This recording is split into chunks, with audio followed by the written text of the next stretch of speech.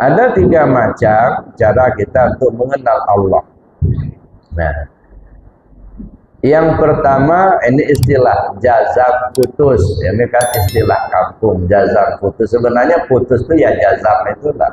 Bahasa Arabnya jazam, bahasa kitanya putus. Cuman kadang-kadang ada pengulangan saking pentingnya jazam putus. Artinya keyakinan yang tidak bisa digoyak lagi. Dan memang kadang-kadang kan ada kata pengulangan. Kayak kita misalnya beli baterai di warung. Ini kadang-kadang saya pernah dengar itu orang beli baterai di warung, baterai senter. Pak, ini masih baru ya Pak? Masih baru. Coba try dulu. Coba try dulu. Ya try itu ya coba itu. Nah, cuman kadang-kadang sudah jadi kebiasaan. Coba try dulu Pak. Jadi di sini sama jazam putus.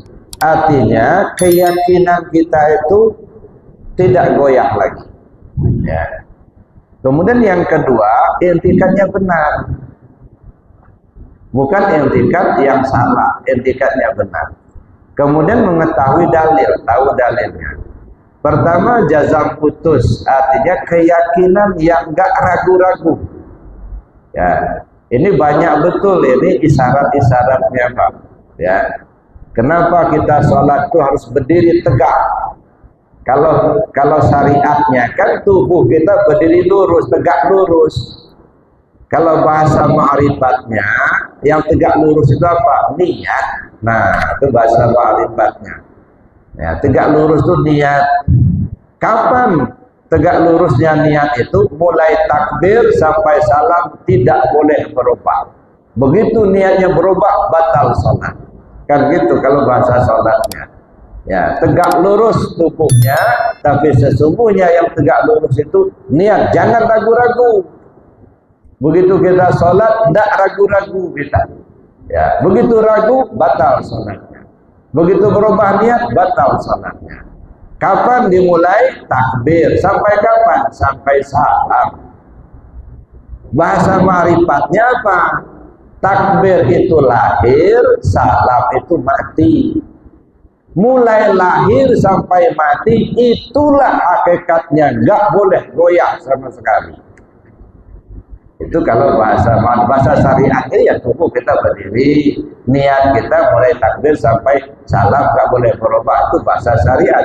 Bahasa ma'rifatnya takbir itu lahir, salam itu mati.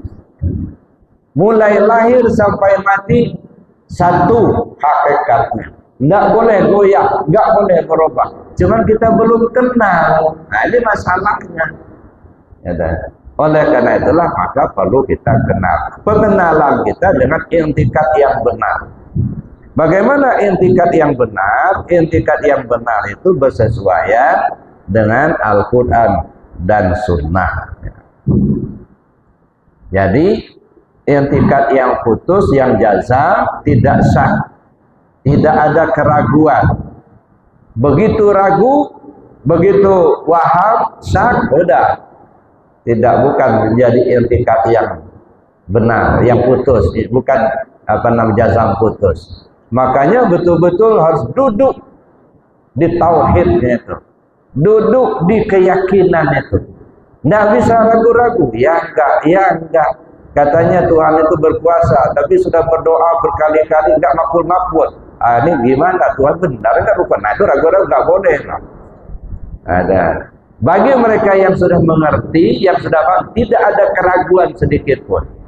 Ya, maka kita perlu untuk mengenalnya dengan sempurna. Intikad yang benar itu tentu bersesuaian dengan Al-Quran dan Sunnah.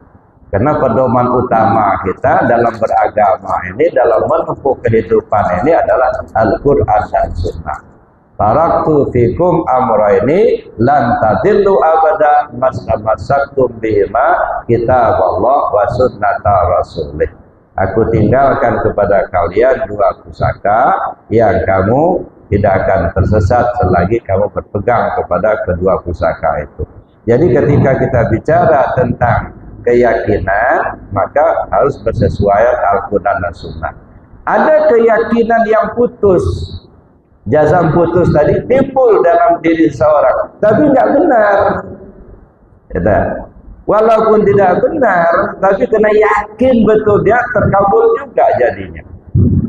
Nah, banyak anekdot-anekdot di dalam kajian itu, keyakinan yang tidak benar tapi bisa jadi terbukti. Dalam sebuah anekdot ya, oleh riwayat, ada seseorang ya, orang ini mencari guru dari kampung ke kampung, masuk kampung, keluar kampung, naik bukit, turun bukit, cari guru ya, mencari guru yang akan membimbing untuk usul kepada Allah. Naiklah dia ke sebuah bukit, karena bukitnya agak tinggi, panjang pula ya, dia berhentilah. Begitu sampai di atas, nah dia berhenti. Saya dulu berapa tahun yang lalu, kalau nggak salah sekitar tahun 90-an lah, membimbing masuk ke KM sampai ke Suwoh. Jadi di sana itu Pak ada bukit namanya Bukit Subhanallah. Di Suwoh itu. Saya tanya sama orang kampung sana, kenapa disebut dengan Bukit Subhanallah? Rupanya karena orang kalau naik bukit itu terengah-engah, lalu dia berhenti Subhanallah. Nah, orang bilang itu Bukit Subhanallah. Nah, jadi orang ini tadi lagi istirahat karena naik bukit tadi terengah-engah ya, lalu dia istirahat. Duduk dia nyandar di sebuah pohon. Begitu dia nyandar di sebuah pohon, ternyata di depannya ada siamang. Tahu siamang Pak ya? Monyet hitam itu. Nah, siamang. Nah, siamang ini rupanya loncat-loncat dari dahan ke dahan. Begitu dia loncat ke dahan yang satu, dahannya meruntuh. Ya, namanya berat kan siamang itu. Loncat lagi ke dahan yang satu, dahannya meruntuh. Nah, begitulah seterusnya. Jadi terbilah dalam pikiran orang yang lagi duduk. Oh, kalau siamang ini berpindah, dahan meruntuh. Ya. Begitu dia bergantung, nah, kalau bahasa kampungnya begayut. Nah, siamang bergayut, dahan meruntuh. Siamang bergayut, dahan meruntuh. Itu yang jadi pikiran dia. Akhirnya tertancap di hatinya. Siamang bergayut, dahan merunduk. Siamang bergayut, dahan merunduk. Jalanlah dia. Begitu dia jalan, berjalan, ketemu orang. Begitu ketemu orang, ditegur. Pak, ilmu apa yang Bapak pakai? Enggak, saya tidak punya ilmu. Kenapa? Setiap dahan pohon-pohon yang Bapak lewati merunduk semua sama Bapak. Rupanya ilmunya itu rupanya. Siamang bergayut, dahan merunduk. Siamang bergayut, dahan merunduk. Nah, tapi kena yakin betul dia, akhirnya kenyataan. Jadi kenyataan. Setiap pohon yang dia lewati merunduk semua sama dia. Nah, ini bisa terkabul jazam putus, tapi nggak benar. Kenapa tidak benar? Tidak tersandar kepada Al-Quran dan Sunnah, tidak tersandar kepada Allah. Dan banyak orang pakai seperti itu, Pak. Jazam putus, tapi tidak benar. Kalau bahasa Lampungnya kan, kalau belajar kita tahan besi, katanya uyak jadi kawak, telan jadi besi. Wah, enggak mempan dibacok. Itu ternyata terkabul, tapi enggak benar. Gitu. Nah, yang kita kaji ini keyakinan yang benar, keyakinan yang bersesuaian Al-Quran dan Sunnah, keyakinan yang terarah kepada Allah, bukan terarah kepada yang lain. Itu keyakinan yang benar. Gitu. Kemudian Bapak Ibu mengetahui dalil. Nah, tahu dalil, kita tahu tentang Allah, bisa mendalilkan, ngerti kita tentang dalilnya itu, apa dasarnya. Nah, karena itulah dalam memahami ya tentang pengetahuan kita kepada Allah ada terdiri dari 4 tingkatan, ya, tingkatan pemahaman. Yang pertama disebut arif billah, yang kedua disebut taklid sahih, yang ketiga disebut taklid batil, dan yang keempat jahil murakkab. Nah, ini tingkatan pemahaman kita tentang Allah. Apa yang disebut dengan arif billah? Mutabaqatul haq wa mutabaqatud dalil. Mutabaqah, dia tahu betul tentang Allah dan bisa mendalilkan. Nah, ini orang arif billah. Dia kenal betul tentang Allah dan bisa mendalilkan, baik dari dalil naqli maupun dalil akli. Jadi ketika kita bicara dalil dalam ilmu tauhid, itu kita mengenal ada 2. Dalil naqli bersumber dari Al-Quran dan Sunnah, dan dalil akli berdasarkan logika kita. Jadi 2 dalilnya. Bisa saja kita mendalilkan berdasarkan Al-Quran dan Sunnah, karena itu ayat Allah. Tetapi kan ayat Allah ini banyak apa? Yang tertulis 6.666 ayat, itu yang tertulis. Yang tidak tertulis jutaan ayat Allah. Kenapa bendera ini ada di depan saya? Ini juga dalil. Kenapa meja ini kok ada di sini? Ada dalil. Kenapa karpet ini terbentang lurus begini? Dalil. Apa yang kita bisa pahamkan dari adanya meja ini? Pasti ada yang meletakkan meja ini di sini. Tidak mungkin meja ini akan datang sendiri. Itulah merupakan dalil. Jadi apa yang kita lihat, apa yang kita dengar, itu bisa menjadi dalil adanya Allah, kalau kita paham. Orang yang sudah arif billah, dia bisa mendalilkan, baik dalil secara naqli dari Al-Quran dan Sunnah, maupun dalil secara akli berdasarkan logikanya. Dan banyak sekali dalil-dalil kadang-kadang yang bersumber daripada akal, ya. Tetapi walaupun begitu, mesti juga merujuk kepada Al-Quran dan Sunnah, ya. Itu yang pertama, mutabaqatul haq wa mutabaqatud dalil. Jadi yang namanya arif billah, dia tahu persis tentang Allah dan bisa mendalilkan. Yang kedua, taklid sahih. Taklid sahih itu apa? Mutabaqatul haq wala mutabaqatud dalil. Dia paham betul tentang Allah, cuman kalau urusan dalil dia nggak begitu paham. Dan banyak seperti ini, Pak. Kalau bicara tentang ketuhanan, jazam, putus. Ya ngerti betul dia. Tapi kalau sudah ditanya ayatnya mana, hadisnya mana, nggak bisa. Karena memang dia nggak pernah ada di pondok. Saya punya guru seperti itu. Ya, saya pernah tanya dulu satu ayat. Aku, ini apa maksudnya ayat ini? Nah, coba baca katanya. Dibaca ayatnya. Coba artikan dulu, apa artinya itu? Diartikan. Oh, kalau begitu begini maksudnya. Ternyata apa yang dijelaskannya itu sama dengan penjelasan ulama-ulama lain, Pak. Yang ada dalam buku-buku tafsir gitu. Ini namanya orang yang mengerti tentang Allah, paham betul tentang Allah, cuman urusan dalil dia nggak paham. Ini namanya taklid sahih. Bolehkah kita mengikut orang seperti ini? Boleh. Karena yang kita inginkan bukan persoalan dalil. Yang kita inginkan bagaimana kita mengenal Allah dengan sempurna. Dia bisa menjelaskan dengan bahasa dia gitu. Ya, walaupun dia tidak paham bahasa Arab. Dia bukan doktor, bukan profesor, bukan tamat SD saja, enggak. Tapi Masya Allah, Pak, saya ya berapa kali ketemu beliau. Pernah ya diskusi belajar sama beliau. Ya, kalau urusan ayat Al-Quran ya memang dia nggak pasti, nggak banyak pula dia hafal. Tapi kalau urusan apa namanya ilmu ketuhanan, Ya, saya salut dengan lu beda profesor. Satu contoh, ini cerita.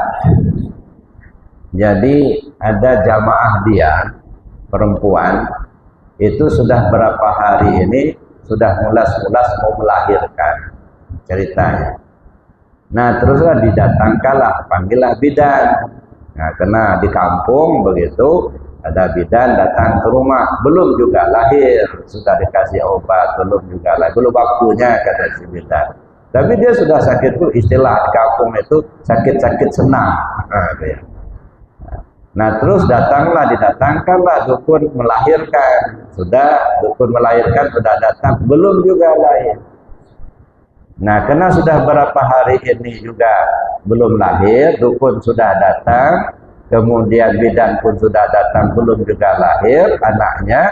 Akhirnya di antara keluarganya ada yang mendatangi guru itu, ya, sampai di rumahnya, tuan guru itu si Anu itu katanya berapa hari ini ngedan mau melahirkan, tapi sampai sekarang belum lahir. Minta tolong tuan guru ke rumah dulu, ya, minta doanya supaya cepat lahir.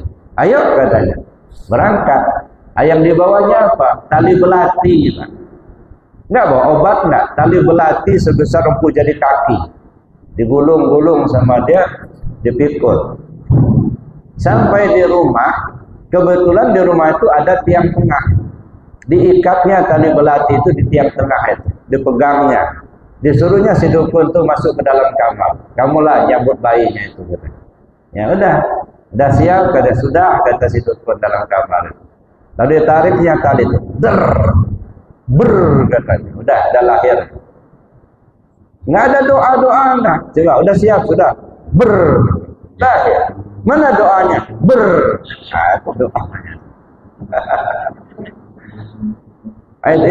itu semarifatnya putus. Ya. Gimana enggak lahir? Ditarik sama tali belati, ditarik, lahir dia. Ini nggak bisa didalilkan mana ayatnya, mana hadisnya. Nah, tapi kenyataan. Nah, ini taklid sahih, boleh kita belajar dengan mereka. Insya Allah kita usul kepada Allah. Walaupun dia nggak hafal ayatnya, nggak hafal hadisnya, tapi urusan ketuhanan ngerti betul. Ya, itu satu. Ya, yang kedua, ini namanya taklid sahih. Yang kedua ada taklid batil. Nah, taklid batil itu apa? Mutabaqatul dalil wala mutabaqatul haq. Urusan dalil mau keren. Ayatnya banyak hafal, hadisnya banyak hafal, fasih pula. Cuman kalau urusan ketuhanan nggak ngerti, nah. Ini cuman jago di dalil tapi nggak paham ketuhanan. Boleh nggak kita belajar dengan mereka seperti ini? Jangan, Pak. Kenapa? Tersesat kita. Kita hanya disuguhkan dengan dalil-dalil, tapi tidak paham apa yang dimaksud dengan dalil itu. Nah, ini namanya jago di dalil, tapi tidak paham tentang ketuhanan. Sedangkan kita ingin mengenal Allah itu. Nah, kalau kita belajar dengan orang seperti ini, hanya jago di dalil, tapi akhirnya tersesat jalan. Kata kita sudah nyampai, sudah paham, enggak tahunya belum. Ya. Tapi kalau kita belajar fikih, mau belajar hadis, ya silakan, baguslah, memang dia ngerti kok. Tapi kalau urusan ketuhanan, karena dia tidak paham tentang itu, jangan. Ya. Nah, kita hanya disuguhkan dengan dalil-dalil saja, tapi kita tidak dibawa usul kepada Allah. Yang kita inginkan itu mengenal Allah supaya bisa usul kepada Allah. Itu namanya taklid batil. Jadi, kalaupun dia jago berdalil, fasih bahasa Arabnya, sudah sarjana pula, ya, umpamanya, bahkan mungkin profesor, ya. Kalau memang dia mengerti tentang ketuhanan, sangat bagus, Pak. Ya, karena dia sudah tahu dengan dalil, tahu dengan fikihnya, paham pula ketuhanan, insya Allah kita dibimbingnya. Tapi kalau tidak, kita tersesat jalan. ilmu ketuhanan, mengenal Allah, tidak usah kita melihat aksesoris, Pak. Tidak usah. Kita tahu dia pakai sorban terus, dia pakai jubah terus, dia jago berdalil. Tunggu dulu. Ini urusan ketuhanan ini. Ya. Kita bukan ingin melihat aksesorisnya. Sebab di dunia ini, Pak, mungkin termasuk di Lampung ini, banyak betul orang yang sembunyi di alam terang. Ini sembunyi di alam terang. Dia nggak mau dikenal orang, Pak. Dia ahli di bidang ketuhanan, cuman dia tidak ingin dikenal orang. Nggak pernah terlihat dia pakai jubah muda, nggak terlihat dia pakai sorban, nggak, biasa-biasa saja. Tapi kalau urusan ketuhanan, melotok kering. Nah, saya pernah bertemu dengan orang seperti ini dulu. Ya, masih saya tinggal di Gunung Sulak dulu. Nah, jadi anak-anak saya ngomong, ayah katanya, nanti kalau ada tukang sol lewat, tolong dipanggil. Ini ada sepatu, ada sendal yang mau disol. Oh ya, saya bilang. Saya duduklah di teras rumah saya di Gunung Sulak. Nah, lagi duduk begitu, lewatlah tukang sol. Ya, begitu saya lihat ada tukang sol, saya panggil, Pak, minta tolong Pak, ini ada yang mau disol. Oh ya, katanya, mampirlah dia ke rumah. Saya keluarkan sepatu, sendal, saya keluarin. Begitu sudah numpuk di depannya, langsung dia duduk, langsung ngejahit. Nggak ada nawar-nawar berapa ongkosnya. Saya juga nggak nanya, dia juga nggak nanya. Pikiran saya, sudahlah. Ya, yang penting disol dulu, nanti kalau selesai baru kita bayar aja. Ya, udah, duduklah saya di depan dia. Dia asik mesol sepatu sama sendal itu, saya duduk. Begitu saya duduk memperhatikan dia, ini orang ini kan pakaian sederhana, Pak. Ya, pakai topi pandan yang lebar itu, gitu kan. Pakaian sederhana, ya, namanya tukang sol, gitu ya. Tapi anehnya yang saya perhatikan, semenjak dia duduk mesol itu, nggak pernah natap saya. Dia duduk nongkrong aja sambil mesol begitu. Dia nanya-nanya enggak. Tapi begitu saya duduk, langsung dia ngomong ke saya. Oh Bapak sering ceramah ya? Ya kalau dibutuhkan umat, saya bilang. Teruskan Pak, katanya. Umat membutuhkan, kata dia. Sekedar bahan Bapak untuk menyampaikan kajian kepada umat, katanya. Coba perhatikan. Kenapa Al-Quran itu diawali dengan surat Al-Fatihah, diakhiri dengan surat An-Nas? Kenapa di tengah-tengahnya itu ada waliyatalattof? Ini saya pikir ini bukan sembarang tukang solid. Jadi saya mendengar aja, dia sendiri menjelaskan sebabnya begini, sebabnya begitu. Nah, coba Bapak kaitkan, katanya. Surat itu ayat nomor sekian, coba hubungkan dengan ayat itu surat nomor sekian halaman sekian. Hafal dia, Pak. Dia sendiri membacakan. Nah, karena saya diam, dia bacakan, dia jelaskan. Sampai dia jelaskan sejarah terjadinya 2 kalimat syahadat. Masya Allah, orang ini kelihatan saja tukang sol, Pak, tapi ternyata ilmu ketuhanannya luar biasa. Saya tanya, Bapak tinggal di mana? Saya bilang, oh saya tinggal di Koga, katanya. Koganya di mana? Saya bilang, masuk Pak, jauh ke dalam. Kalaupun Bapak cari, nggak akan ketemu, nggak. Pikiran saya di mana nggak ketemunya di Koga. Nah, tapi nggak saya telusuri lebih jauh. Ya sampai sekarang nggak ketemu lagi, Pak. Ini yang saya maksudkan sembunyi di alam terang. Ya, dia nggak kepingin dikenal orang, Pak. Tapi ilmunya luas. Makanya Rasul mengatakan, ya, inna lillah ibadah jasadu fil ardi wa ruhuhu ta'tal ardi. Allah punya banyak hamba yang jasadnya lagi di bumi tapi ruhnya sudah ke atas. Berbahagialah orang-orang yang tidak dikenal di bumi tapi masyhur di langit. Ya Allah, inilah orang-orang yang ahli ma'rifat. Di bumi banyak yang nggak kenal, Pak. Tapi di langit semua malaikat kenal sama dia. Kita ini kan kebalik, terkenal di bumi, yang kenal sama kita cuma malaikat maut. Ini nggak banyak malaikat yang tahu dengan kita, tapi di bumi masyhur. Nah, ini kan. Jadi oleh karena itu Bapak Ibu yang saya hormati, ketika kita masuk pada kajian pengenalan kepada Allah, carilah guru yang betul-betul paham.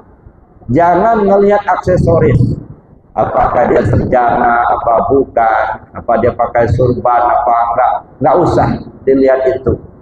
Nah, syukur-syukur saya bilang tadi, dia pun profesor, doktor, dia ahli pula di bidang ilmu ketuhanan. Nah, ini guru yang bagus.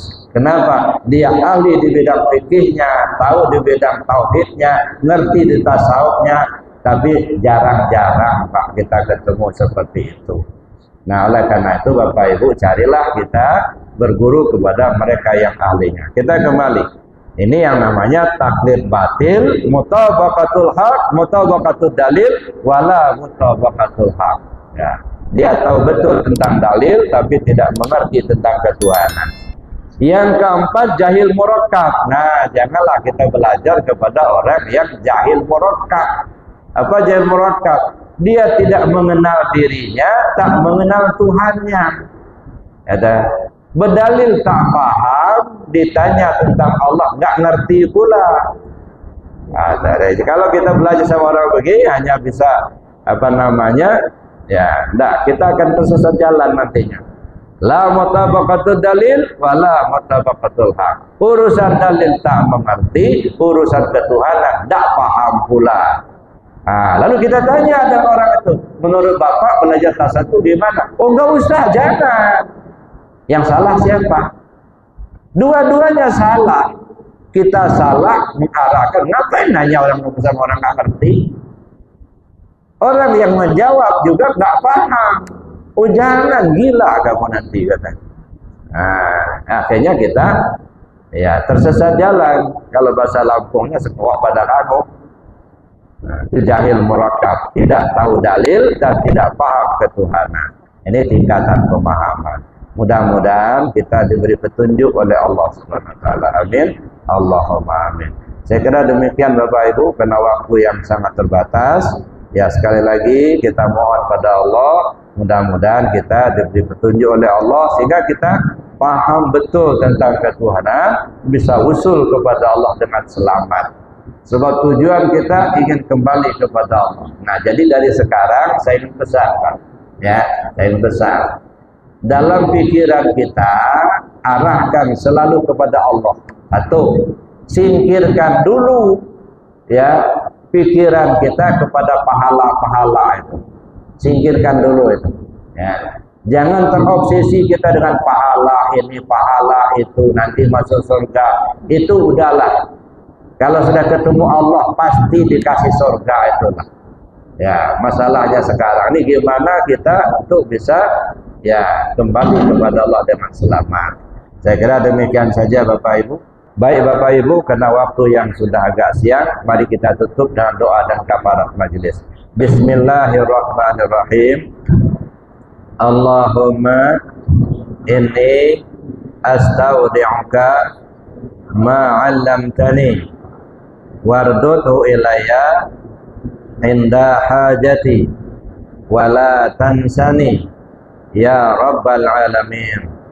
Subhanakallahumma wa bihamdika asyhadu an la ilaha illa anta astaghfiruka wa atubu ilaik. Assalamualaikum warahmatullahi wabarakatuh.